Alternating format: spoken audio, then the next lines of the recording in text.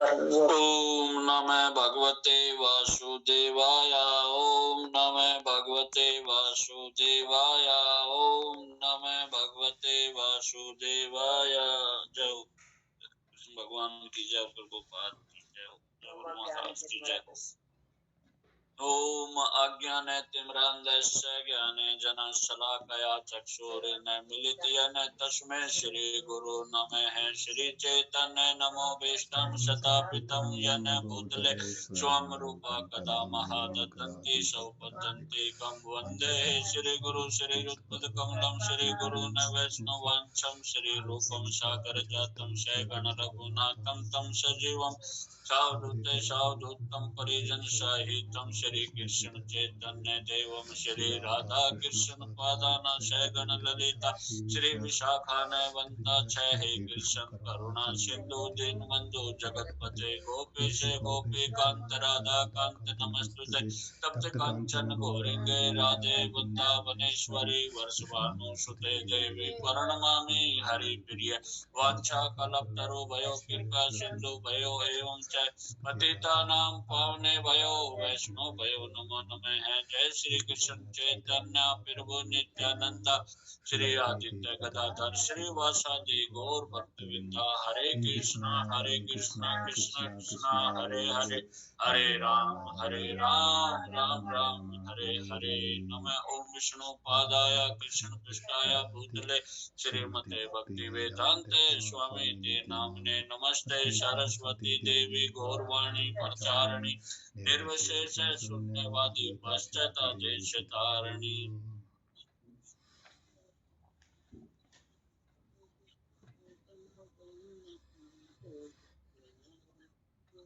हरे कृष्ण।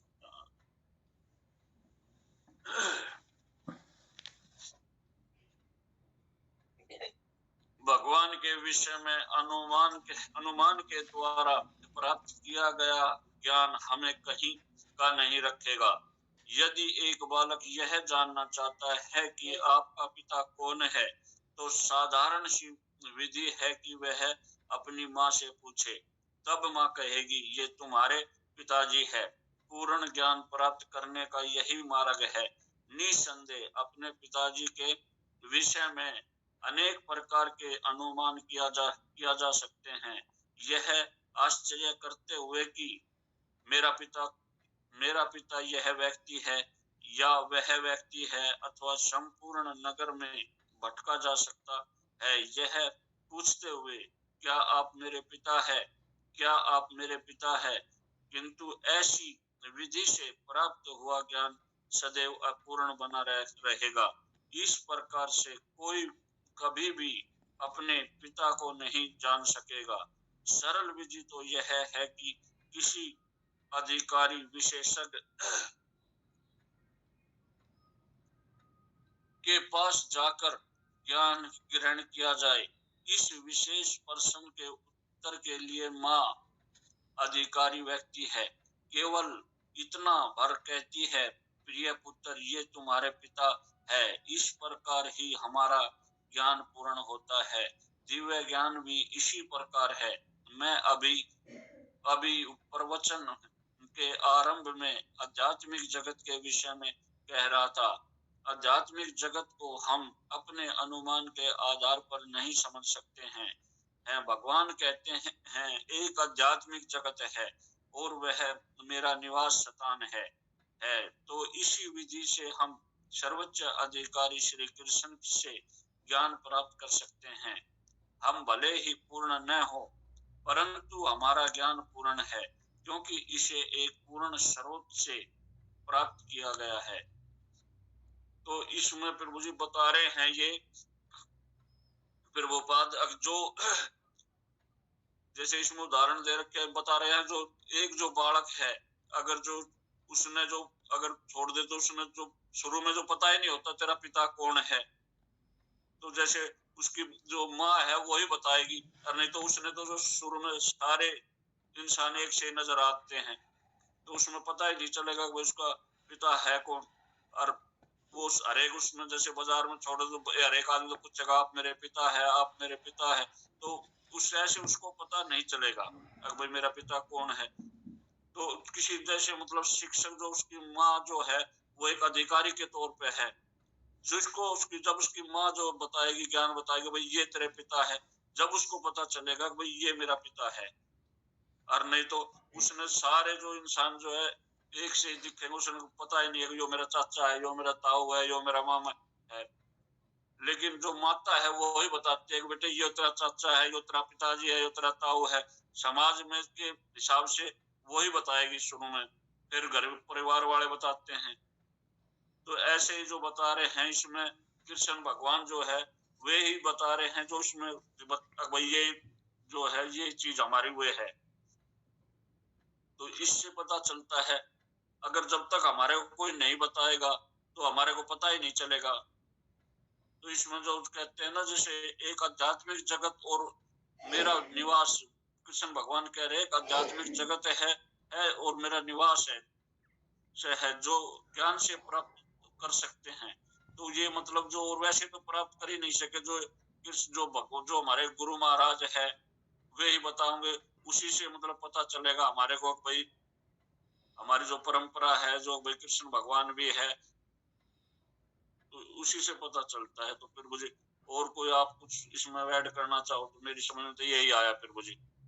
जैसे एक आध्यात्मिक जगत है तो उसमें वो भगवान का निवास है, और उसमें हमारे आचार्य गुरु महाराज जी बताएंगे हमें कृष्ण, जो हम केवल कृष्ण की भक्ति करेंगे तो हम उसको अपने पिता मानकर, जो हमारे जन्मदाता पिता, तो अपने पिता को हम मानेंगे। जो आध्यात्मिक जगत में भी तो हमारे पिता बैठे हुए, बीत जाता मैं ही जन्म देता हूँ, मैं ही मतलब सारी सृष्टि भगवान ने रचाई है। तो भगवान कहते हैं कि मैं ही बीज पितामह दाता हूँ, तो मेरे ही मतलब उससे ही सृष्टि रचती है, उससे ही ये प्रलय हो जाती है। तो पिता जन्मदाता हमारा पिता भगवान ही है, श्री कृष्ण ही है। जब हम उसको ही ध्याएंगे तो हम आध्यात्मिक जगत को भी समझ सकेंगे गुरु माध्यम से और परंपरा से। जो हमारे बड़े बड़े आचार्य हमें ये 4 नियमों का पालन बताएंगे, भक्ति करना सिखाएंगे, सारी सुविधा सारे नियम पालन हम करेंगे तो ही हम भगवत गीता पढ़ेंगे, ग्रंथ पढ़ेंगे, शास्त्र, तो हम तभी हमें आध्यात्मिक जगत में प्रवेश कर सकते हैं। तभी हम जान सकते हैं कि आध्यात्मिक जगत भी है। नहीं तो हम भौतिक संसार में तो हम बस यही समझे कि हम भौतिक संसार में आए हैं, खाए पिएंगे, मौज करेंगे। और ऐसे ही है जो कि गुरु माता हमारी गुरु होती है, जो गुरु होती है तो वो ही हमें सब कुछ अच्छे बुरे सारे लक्षण हमें माँ के ही अनुसार मिलते हैं। माँ ही हमें शिक्षा देती है और तो ही हम समझ पाते हैं। हरे कृष्णा। फिर मुझे कुछ आप ऐड करिए।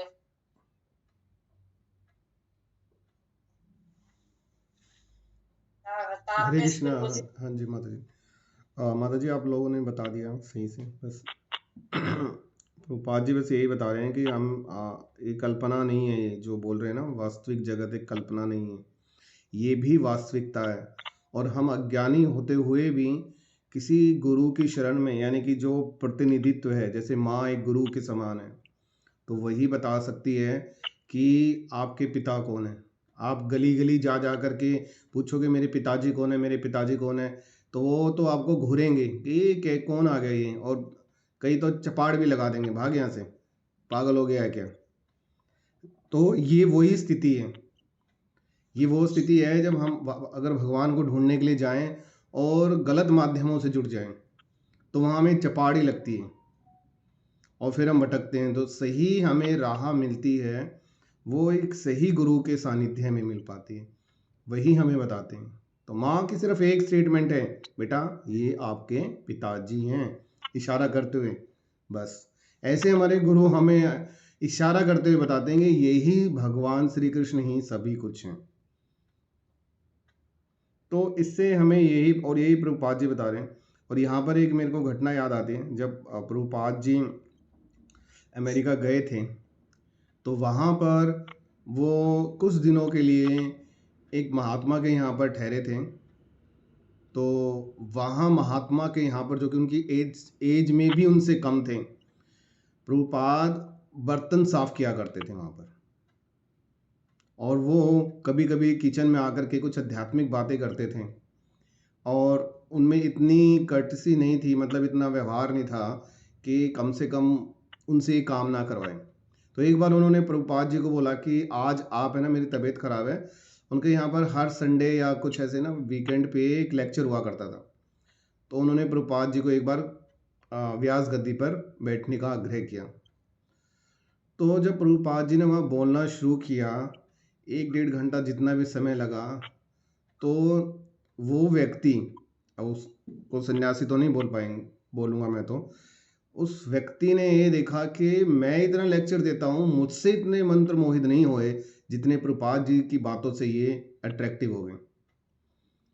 तो अगले ही दिन, क्योंकि उसको इस चीज़ का जेलसी होगी कि कहीं प्रभुपाद जी उनके इस बनाए हुए साम्राज्य का हथिया ना लें, और उनसे उन्होंने बोल दिया कि आप अब, है ना, मेरे पास वो बहुत सारे काम है, मतलब बहाना लगा करके उनको, प्रभुपाद जी को जाने के लिए बोल दिया। और जैसे हरिदास ठाकुर के यहाँ पर आई थी वो एक वेश्या उनको भ्रमित करने के लिए, तो जैसे ही वो वेट क्या कर रहे थे, वो अपने भगवान का वेट कर रहे थे कि इसका हृदय परिवर्तन कब हो। उन्हें सब पता था ये क्यों आई है, इसका मकसद क्या है। और जैसे ही उस भगवान ने उनका हृदय परिवर्तित किया, उन्होंने अपनी कुटिया वगैरह सब उसको समर्पित करके और आगे के लिए चले गए। और इसी तरह से प्रभुपाद जी कुछ भी नहीं कहा और वो आगे की तरफ मूव कर गए। उन्हें ये भी नहीं पता था कि आगे का गंतव्य स्थान उनका क्या होगा। तो ऐसे ऐसे सेक्रीफाइसेस होते हैं। तो हमें सही गुरु की शरण में जाना चाहिए। हालांकि वो जो व्यक्ति जो प्रभुपाद जी का लेक्चर सुन रहे थे वो सही के शरण में थे, लेकिन दूसरे की लालसा या उसकी वजह से वो वहां से चले गए। हरे कृष्णा माता जी। यह कृष्ण भावनामृत आंदोलन मानव समाज को पूर्ण ज्ञान प्रदान करने के लिए है। ऐसे ज्ञान के द्वारा व्यक्ति समझ सकता है कि वहाँ कौन है, भगवान कौन है, भौतिक जगत क्या है, हम यहाँ क्यों आए हैं, हमें इतने अधिक कष्ट तथा क्लेश का सामना क्यों करना पड़ रहा है, तथा हमें क्यों मृत्यु प्राप्त होती है। निसंदेह कोई भी मृत्यु को नहीं चाहता, परंतु मृत्यु तो होगी ही। कोई मनुष्य वृद्ध नहीं होना चाहता, फिर भी वृद्ध अवस्था आती है। कोई भी व्यक्ति से उत्पन्न कष्ट नहीं पाना चाहता, परंतु व्याधियां निश्चय ही आती है। ये समस्याएं ही मानव जीवन की वास्तविक समस्याएं हैं और इनका हल अभी भी नहीं हो पाया है। हमारे सभ्यता आहार, निद्रा, मैथुन और आत्मरक्षा की विधियों को संपन्न करने का प्रयास कर रही है, परंतु ये वास्तविक समस्याएं नहीं है। मनुष्य निद्रा लेता है और कुत्ता भी सोता है। मनुष्य केवल इसलिए ही अधिक उन्नत तो नहीं हो गया कि उसके पास एक सुंदर सा घर है। दोनों ही अवस्थाओं में कार्य तो वही है। सोना मनुष्य ने आत्मरक्षा के लिए परमाणु अस्त्रों की खोज की है, परंतु कुत्ते के पास दांत और पंजे हैं और वह भी अपनी आत्मरक्षा कर सकता है। दोनों परिस्थितियों में आत्मरक्षा की जाती है। मानव यह नहीं कह सकता कि उसके पास परमाणु बम है, अतः वह संपूर्ण विश्व अथवा संपूर्ण ब्रह्मांड पर विजय प्राप्त कर सकता है। ऐसा संभव नहीं है। मनुष्य के पास भले ही अलग आत्मरक्षा की एक विस्तृत विधि हो अथवा आहार, निद्रा या मैथुन की वे बहुत सारी विधियां हो, परंतु इन सब के द्वारा वह उन्नत नहीं कहा जा सकता। हम उसकी इस उन्नति की परिष्कृत पशुता कह सकते हैं और उससे अधिक कुछ भी नहीं है। तो इसमें प्रभु जी बता रहे हैं जो कृष्ण भावनामृत जो आंदोलन है वो समाज को संपूर्ण ज्ञान प्रदान करता है। मतलब जो है वही हमारे को ज्ञान दे है, जो कृष्ण भावनामृत आंदोलन है, जो ये हमारे को पूरा जो है ज्ञान दे रहा है।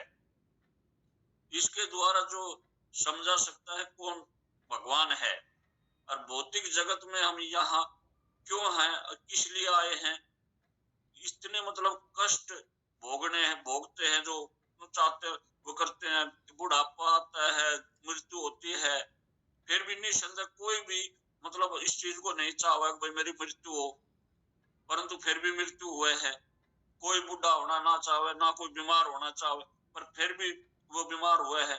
तो ये जो है ये तो चलती रहेगी, लेकिन कृष्ण भावनामृत में आने से आदमी समझे है अगर भाई ये तो चले है, पर लेकिन वो भगत परेशान नहीं होगा। अगर भाई ये तो परमात्मा की जो परंपरा है तो चलती आओगी, अब ये तो होती रहेगी। तो इसमें ये जो बता रहे हैं भाई, जैसे कुत्ते का उदाहरण दिया है, मनुष्य जीवन का जो है भक्ति करने का, परमात्मा का नाम लेने का ही वो मकसद है। ये कौन है पशुओं की तरह अगर भाई जैसे आए, जैसे अगर भाई अच्छा घर हो जाए, अच्छे मतलब वो हो जाए, अपने उसमें लगे रहे, तो ये काम तो जो है पशु भी करे है। जैसे उसमें उदाहरण दे रखे कुत्ते का, अगर भाई कुत्ता भी जो है सोए तो कुत्ता भी है, मैथुन भी करे है, अपनी रक्षा भी करे है। जैसे इसमें उदाहरण दे रखा भाई परमाणु बम वगैरह आदमी बना के ये सोचेगा हम बहुत स्वतंत्र हो गया, हम वो कर लिया हमने, लेकिन अपनी रक्षा के लिए तो भगवान ने जो है कुत्ते को भी दांत दे रखे हैं, पंजे दे रखे हैं, वे भी अपनी रक्षा कर रहे हैं। तो इसमें फिर मेरे हिसाब से यही दे रखे पूरे पैरे में। बाकी आप देख लो कुछ ऐड जो। हरे कृष्णा फिर बुद्धि और फिर आप समझा। हरे कृष्ण।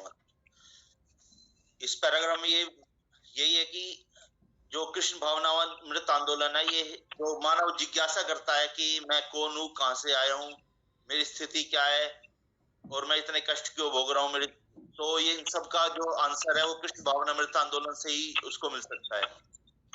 इस संसार को दुखालय और अशाश्वत कहा गया है। ये दुखों का घर है और अशाश्वत है, मतलब यहाँ पे कोई भी वस्तु चिरस्थायी नहीं है, उसका मरण जरूर होता है। तो कोई ये सोचे कि मैं वृद्ध नहीं होऊंगा तो वृद्ध भी जरूर होएगा। जो कोई कहता है कि मैं मरूंगा नहीं, तो वो मृत्यु भी उसकी निश्चित होती है एक समय पर कि वो मरेगा भी जरूर। तो कोई ये नहीं कह सकता कि मैं यहाँ पर हमेशा के लिए रुका हूँ। और समस्याएं भी, हमारे जन्म के साथ समस्याएं भी जरूर आती हैं, दुख और सुख यहाँ पे आते रहते हैं। यहाँ उदाहरण देकर प्रभुपाद ये बता रहे कि एक कुत्ता है, वो भी मैथुन करता है, सोता है, सब कुछ करता है, लेकिन मनुष्य में और कुत्ते में बस यही अंतर है कि मनुष्य को भगवान ने सोचने समझने की शक्ति दी है और वो अपना एक अलग उससे दिया हुआ है गुण भगवान ने, उसका प्रयोग मनुष्य को अपना आत्म साक्षात करने के लिए उसे प्रयोग करना चाहिए। ये नहीं कि वो भी सोने, मैथुन करने में, खाने पीने में अपना जीवन व्यर्थ कर दे। तो यहाँ पर यही बताएगा माता जी। हरे कृष्ण।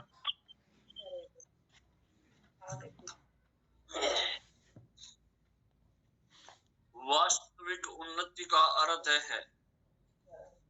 हरे कृष्णा। मुझे आपका कुछ प्रश्न है? नहीं माता जी, मेरे को कुछ है ना बताना था। बता दीजिए। माता जी, ये इस पैराग्राफ से है ना, अगर हम थोड़ा सा डीप में चले जाएं तो जो मनुष्य की स्थिति इस समय है वो पशु से भी ज़्यादा गंदी है।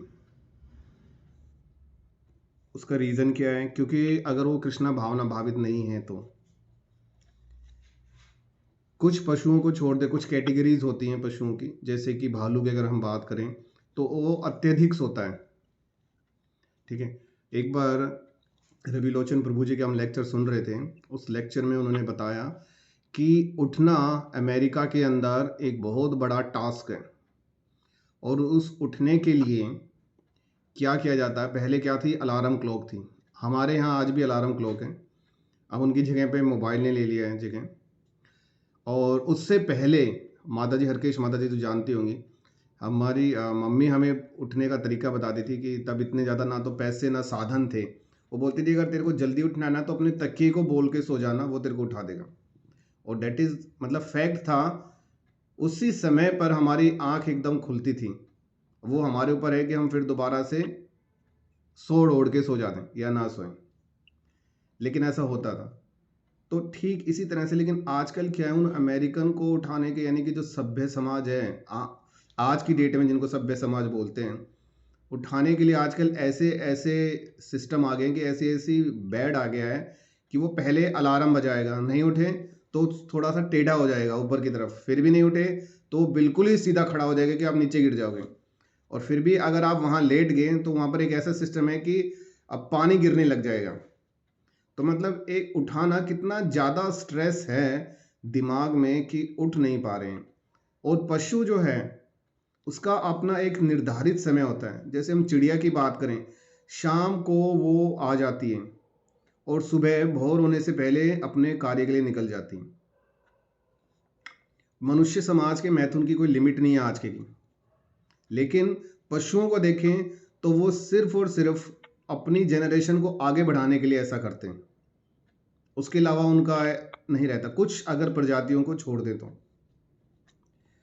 तो हमारी जो सभ्यता है वो बहुत गिर गई। तो प्रभुपाद जी यहाँ पर बोल रहे हैं कि कृष्ण भावनात्मक आंदोलन मानव समाज को पूर्ण ज्ञान प्रदान करते हैं। जैसे मनुष्य के पास अधिक दिमाग है किनसे, जानवरों से, उसी प्रकार हमारे पास में अधिक सभ्यता है इन जानवरों से। तो हमें उसके अनुरूप ही कार्य करना चाहिए। अगर हम देखते हैं अपने जीवन को, अभी तो हमारा जो लाइफ है वो छोटी रह गई है, उसमें 3 भागों में लाइफ को बांटा जाता है। पहला क्या है, संन्यास की, कि हम शिक्षा ग्रहण कर रहे हैं। पहले क्या होता था, चाहे राजा हो चाहे ब्राह्मण का पुत्र क्यों ना हो, उन्हें गुरुकुल में जाके ही शिक्षा लेनी होती थी। तो उनको एक अभाव की स्थिति में कैसे रहा जाए वो रहते थे। वो ऐसे नहीं कहते थे मेरे पापा तो ये हैं, मैं तो पेन 100 रुपये का लाऊंगा और एक 10 रुपये का पेन लेके आ रहा है, तो वो 100 रुपये वाला 10 रुपये को चिढ़ा रहा है, ऐसा कुछ था नहीं। तो इसलिए वो जो राजा, वो राजकुमार जो राजा बनता था, वो दूसरे की, आम जनता की बातों को अच्छे से समझ करके डिसीजन भी लेता था। तो ये जो बात चल रही है ना, ये आहार, निंद्रा, मैथुन और आत्मरक्षा की, जैसे प्रभुपाद जी बता भी रहे हैं कि हमने परमाणु अस्त्रों की तो खोज कर ली है, परंतु ये तो कुत्ता भी करता है, ये तो हर जानवर करेगा। आप किसी को मारने के लिए जाओगे तो रक्षा तो वो करेगा, चाहे कितना ही निहत्था क्यों ना हो, और उसको इस चीज़ का आभास भी हो जाएगा कि ये जो व्यक्ति आ रहा है, मतलब ये जानवर कोई भी आ रहा है, वो इसको मारने के लिए आ रहा है। मरना हमारे लिए एक ऐसा डर है, सबसे बड़ा डर है, जो हम सदियों से सहते आए हैं। कभी हम हिरन रहे होंगे तो शेर की मार का डर था हमें, और कभी हम हाथी रहे हों तो हो सकता है कि किसी शिकारी की मार का डर रहा हो हमें। कभी सांप रहे हों तो नेवले से लड़ाई और उससे मरने का, मोर से मरने का हमें डर था हमें। तो ये मृत्यु लगातार, हमें मृत्यु का रूप बहुत ही ज़्यादा भयावक है, अनटिल अनलेस हम भगवान के सानिध्य में ना जाएं। और प्रभुपाद जी आखिर में बोल रहे हैं, अतएव संपूर्ण विश्व अथवा संपूर्ण ब्रह्मांड पर विजय प्राप्त कर सकता है, ऐसा संभव नहीं है। मनुष्य के पास भले ही आत्मरक्षा की विस्तर विधि हो अथवा आहार, निंद्रा या मैथुन की वैभवशाली विधियां हों, परंतु इन सबके द्वारा वह उन्नति नहीं कर सकता।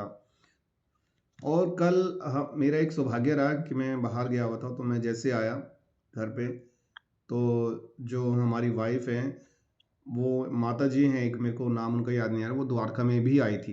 उन्होंने भागवतम के ऊपर कई, हाँ उनका नाम है अरुदा माता जी। तो उनका लेक्चर सुनने का सौभाग्य मिला, और उन्होंने बहुत ही डीप बातें बताई। और वो किस चीज़ को लेके बताई, उन्होंने बताया टीवी और नेट के बारे में, उन्होंने बच्चे के ऊपर बात बताई। तो उन्होंने एक चीज़ बताया कि जो हमारे गुरुजन बोलते हैं कि 4 अपराधों से हमें बचना है, ये नेट और टीवी वही 4 अपराध करवाते हैं।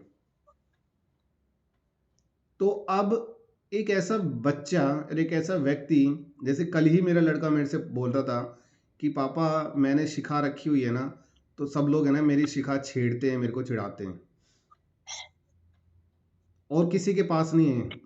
तो उसको हम कैसे समझा सकते हैं? एक बच्चा लड़ रहा है 100 बच्चों के सामने, और वो लड़ाई हाथ की नहीं है, वो जबान की लड़ाई है। वो बच्चा जो अभी पूरी तरह से स्ट्रोंग भी नहीं हुआ है, वो कैसे उसका सामना करेगा।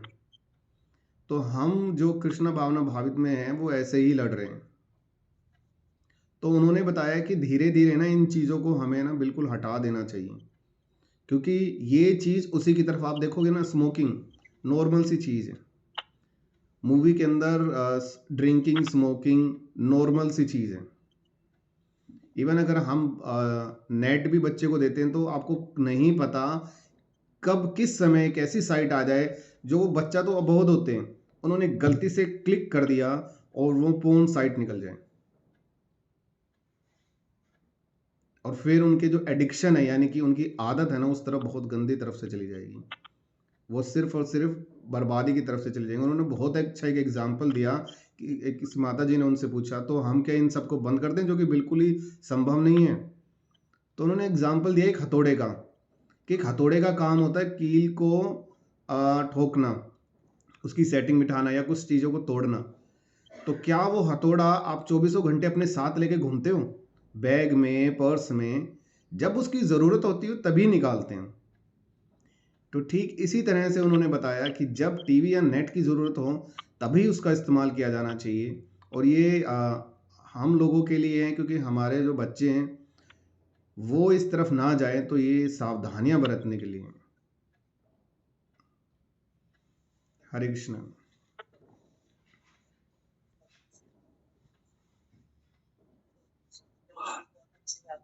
अपने तो बच्चे तो मानते तो नहीं है, बच्चे पे फोड़ना तो जरूर घुसेंगे देखने की।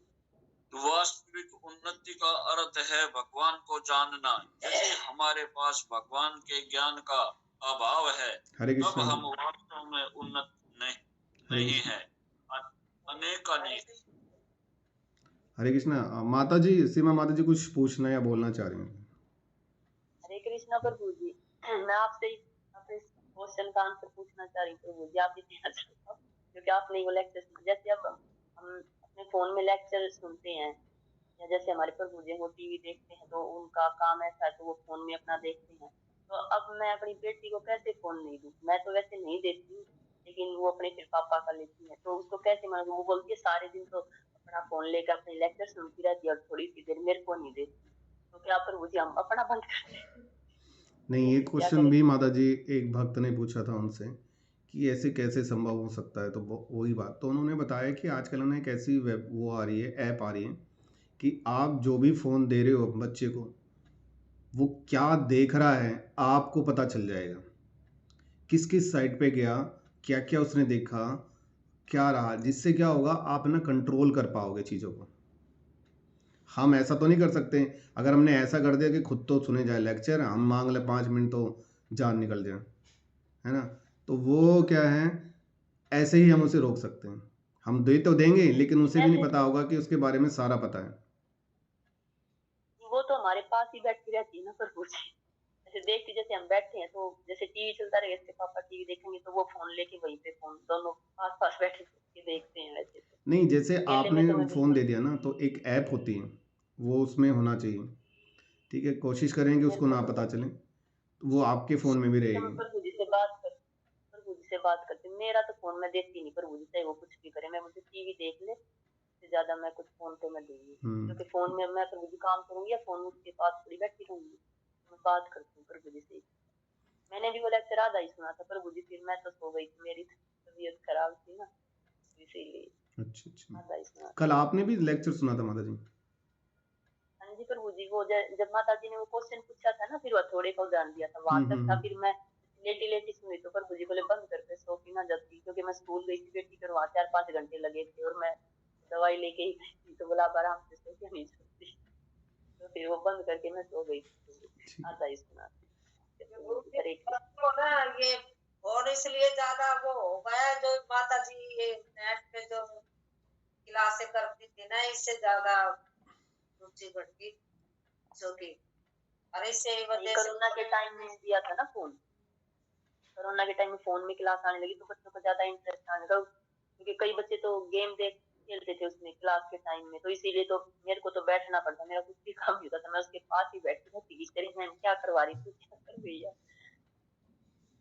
तो लेकिन वो ये प्रभु जी उस टाइम पे ज्यादा बिगड़ गए बच्चे। हाँ माता जी माता जी। आगे करा क्या अभी वो क्वेश्चन कर।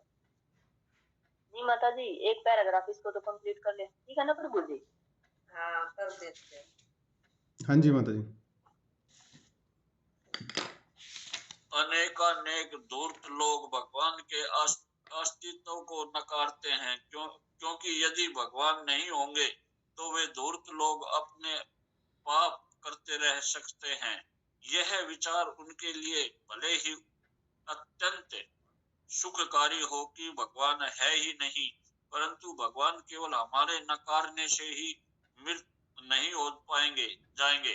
भगवान और उनका प्रशासन विद्यमान है।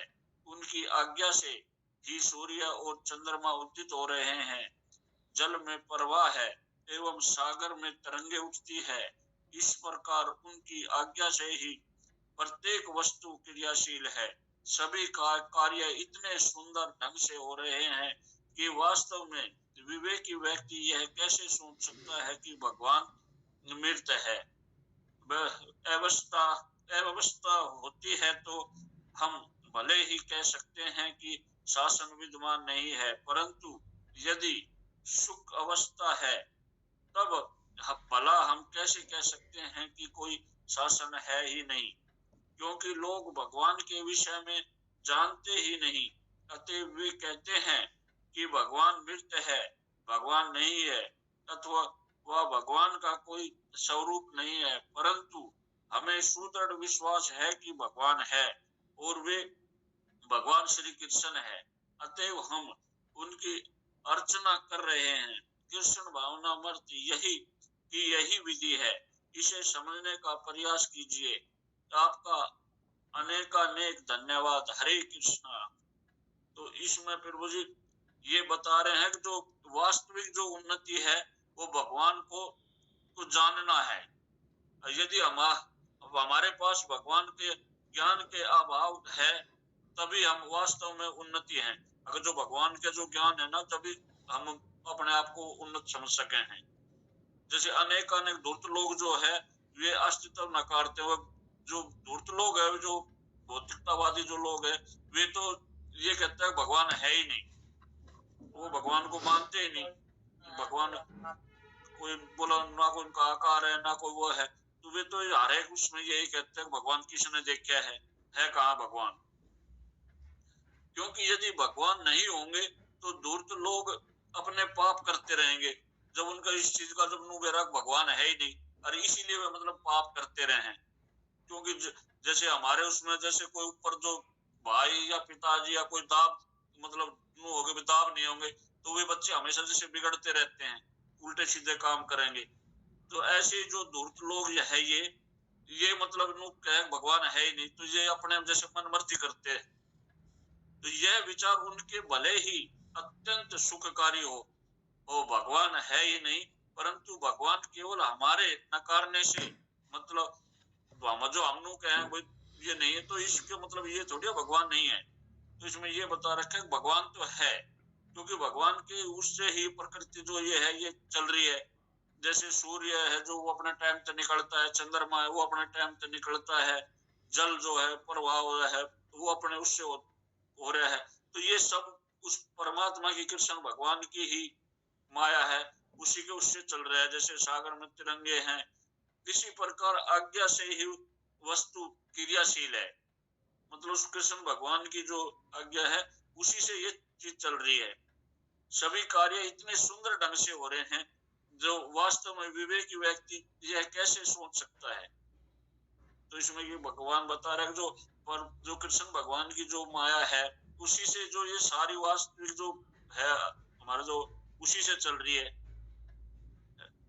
अव्यवस्था तो हम भले ही कह सकते हैं, जैसे प्रशासन जो कहते हैं जैसे वो कोई काम जैसे गलत हो जाए है तो वो तो हम मान सकते हैं, लेकिन क्योंकि लोग भगवान के विषय में जानते ही नहीं, अगर जो भगवान के विषय में जो जानते ही नहीं तो वही मतलब ये कर रहे हैं। अतः वे कहते हैं कि भगवान मृत है, भगवान नहीं है, अथवा भगवान का कोई स्वरूप नहीं है। परंतु हमें सुदृढ़ मतलब हमें विश्वास होना चाहिए पूरा भाई भगवान है और श्री भगवान। अतएव हमें उनकी आरचना करनी चाहिए। कृष्ण भावनामृत यही मतलब बता रहा है, कोई हमने कृष्ण भगवान की ही शो करनी चाहिए, सेवा करनी चाहिए। जब भी हमारे को कुछ समझ में आओ, जब भी पता चले है, तो इस पर प्रभु जी यही दे रखे। मेरी समझ में तो यही आया है, बाकी आप कोई ऐड करना चाहो। माता जी आप कीजिए जल्दी से। हरे कृष्ण तारकेश्वर प्रभु जी, आप है ना कम शब्दों में बता दीजिए, ठीक है? हम तो पूरा पढ़ेंगे तब कुछ बताएंगे, तो आप गौरव प्रभु जी आप कुछ बताओ। हरे कृष्ण प्रभु जी, बस यही बताया प्रभु जी की वास्तविक उन्नति का अर्थ है भगवान को जानना। भगवान को जो नहीं जानता वो ये कहता है कि जो जानता नहीं वो ये कहता है भगवान है ही नहीं। लेकिन ये नहीं, इसका मतलब ये नहीं है कि भगवान है ही नहीं, उसको ये ज्ञान नहीं है कि भगवान जो है नहीं। उसको ये बताना चाहिए कि भगवान जो है वो अपनी जो शक्तियां है वो सब भगवान की दी हुई है। जैसे चंद्रमा है, वो चंद्रमा प्रकाश देता है, सूर्य प्रकाश देता है। जो चंद्रमा की चांदनी है उदित हो रहा है, तो वो सब जल का प्रवाह होना, समुद्र में तरंगे उठना, ये सब भगवान की शक्तियां ही है। और भगवान ना हो तो ये सब उनके बिना ये हो ही नहीं सकता। उनको उनका इसका मतलब ये नहीं कि भगवान मृत, भगवान तो है, उनका स्वरूप है, और ये उसको नकारा नहीं जा सकता कि भगवान नहीं है भगवान तो है ही। मतलब इसका सब का यही वो है प्रभु जी। भगवान कहते हैं ना, चंद्रमा मेरी आंखें हैं, मेरा मुख है, जानता है सब। जो भी हम देखते हैं प्रकृति का जो संचालन हो रहा है, वो प्रकृति भी भगवान की दी हुई है। कहते हैं कि जो वैज्ञानिक है, जो बुद्धिमान व्यक्ति अपने आप को बुद्धि वर्ग है, वो कहता है कि ये सब प्रकृति की देन है, प्रकृति कर रही है। लेकिन प्रकृति किसकी दी हुई है? वो सिर्फ भगवान की ही दी हुई है। भगवान की जो शक्ति है वो ही प्रकृति है। हरे कृष्ण प्रभु जी।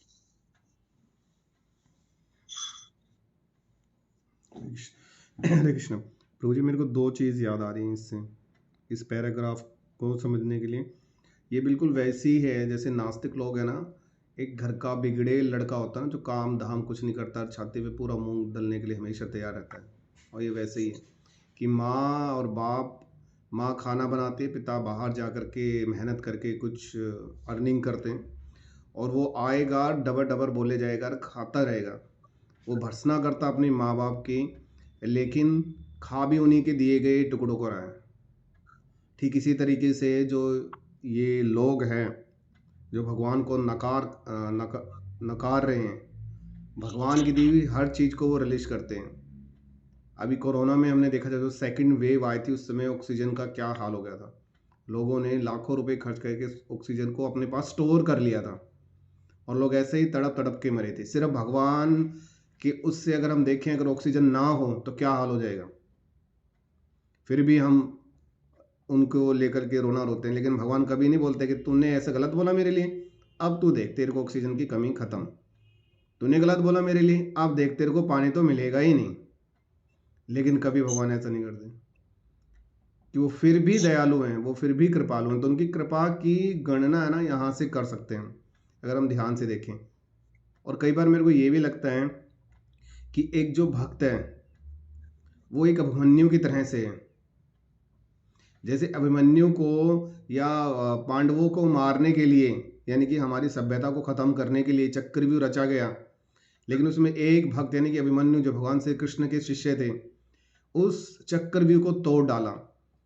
इतने पापी हैं, जैसे प्रभु जी पढ़ रहे थे यहाँ पर, कि सब बोलते हैं कृष्ण नहीं है, कि ये सब बकवास है, झूठ है, पाप करो, दूसरे के सिर के ऊपर पैर रख के आगे बढ़ो, झूठ बोलो, डेली पता नहीं कितना झूठ बोलते होंगे वो, और किसी को डिमोटिवेट करो। उनकी मोटिवेशन का एक है डिमोटिवेट करना। किसी को मोटिवेट करने का उनका लॉजिक है कि हम डिमोटिवेट कर दें उसको, तब वो बहुत आग लगेगी उसमें और वो भाग करके दौड़ेगा और काम करेगा। ये आजकल के ना समाज का ये बन गया, साइकोलॉजी बन गई। जैसे कई बार मेरे ऑफिस में भी मेरे को देखते हैं तो बोलते हैं तुम में कुछ वो ही नहीं है, कुछ टेंशन ही नहीं है तुम्हारे में, तुम में कुछ आग ही नहीं है। तो मैं बोला सर क्या मैं अपनी आग को साथ लेके थोड़ी चलूंगा। तो उन्हें हैरानी होती है कि आज के समाज में ऐसे लोग मतलब शांत हो कैसे सकते हैं। तो ये चीजें हैं। तो भगवान से दूर हैं, चिड़े चिड़े रहते हैं वो। तो यही है, वो जितने भी झूठे लोग हैं ना, जैसे कि मैंने अपने लड़के का एग्जाम्पल बताया, वो 30-32 लोग बच्चे ऐसे थे, वो बेचारा बीच में अकेला था और उनसे लड़ भी रहा था। उसने बताया कि मैं उनसे लड़ा भी, उनको जवाब भी दिया। तो क्या ये रखना जरूरी है पापा? सबकी तो है नहीं। तो भगवान उनका साधन करते हैं। तभी एक मेट्रो में एक व्यक्ति मेरे को दिखाई दिया जिन्होंने शिखा रखी हुई थी। तो मैंने उसको बोला देख यहाँ पर इन्होंने शिखा भी रखी हुई है और इन्होंने शिखा में गांठ भी लगाई हुई है। अब ये लोग इसको नहीं बोलेंगे, क्यों? क्योंकि इसको पहले ऐसा बोल चुके, जैसे अब तेरे को बोल रहे हैं, तो आगे नहीं बोलेंगे। तो ये आज के ना हालात हैं। तो प्रभुपाद जी इसी के बारे में यहाँ बता रहे हैं कि अगर हम ये सोच लेना कि वो मृत हैं, भगवान मृत हैं, या जैसे कोई कोसता है भगवान करे तू मर जाए, तेरा नाच जाए, फला जाए, धमाका जाए, लेकिन उसका कुछ जाता ही नहीं है, वो जल जल के उसी का कुछ ना कुछ चला जाता है। तो ये यहीं पर ऐसे ही है, ये पाप कर रहे हैं तो वो अपना ही घड़ा भर रहे हैं। हरे कृष्णा माता जी।